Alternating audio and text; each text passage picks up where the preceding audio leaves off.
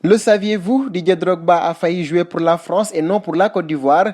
L'ancien capitaine des éléphants avait un jour été appelé par Raymond Domenech en équipe de France. C'était le 8 septembre 2002.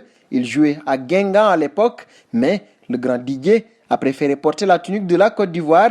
L'équipe de France m'avait sollicité.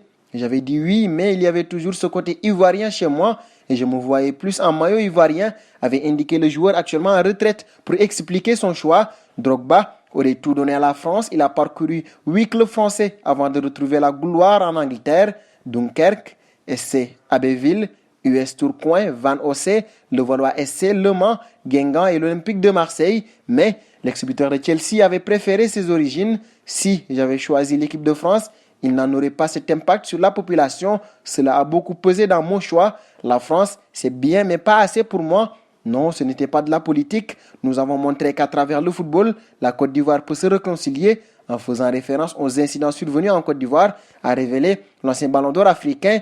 Ensuite, l'histoire, on la connaît. Didier Drogba a porté les éléphants tout le long de sa carrière, même s'il n'a pas grandi la CAN. Son aventure en équipe nationale débute en juillet 2002.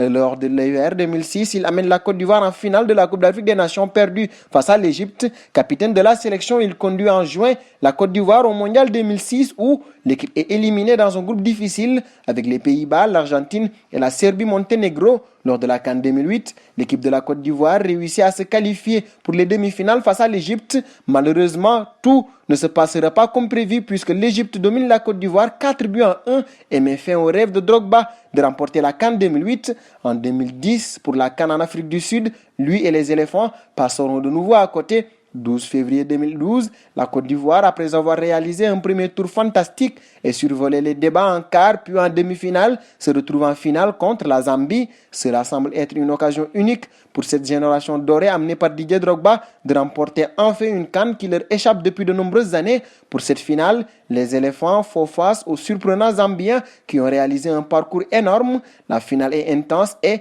à la 63e minute de jeu, la Côte d'Ivoire obtient un penalty. Didier Drogba s'avance pour tirer le penalty qui peut donner l'avantage aux Ivoiriens. Sous pression, l'attaquant ivoirien s'élance et catapulte le ballon dans les airs. Sur place, Drogba est interloqué et sait très bien que ce penalty pouvait faire gagner les éléphants. La finale va se jouer au tir au but et à la surprise générale, ce sont les Zambiens qui remportent la première CAN de leur histoire.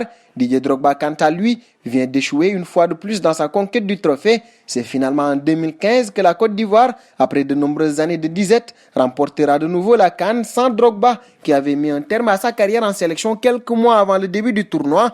À travers son football, Didier Drogba a apporté énormément à la Côte d'Ivoire qu'il n'aurait pu apporter en équipe de France. Avec la Côte d'Ivoire, Drogba a inscrit quelques 66 buts en 106 sélections. C'est tout simplement une légende. Abonnez-vous sur la chaîne Afrique Sport pour de nouveaux contenus exclusifs de vos sportifs préférés. N'oubliez pas également d'activer la petite cloche pour ne rien rater.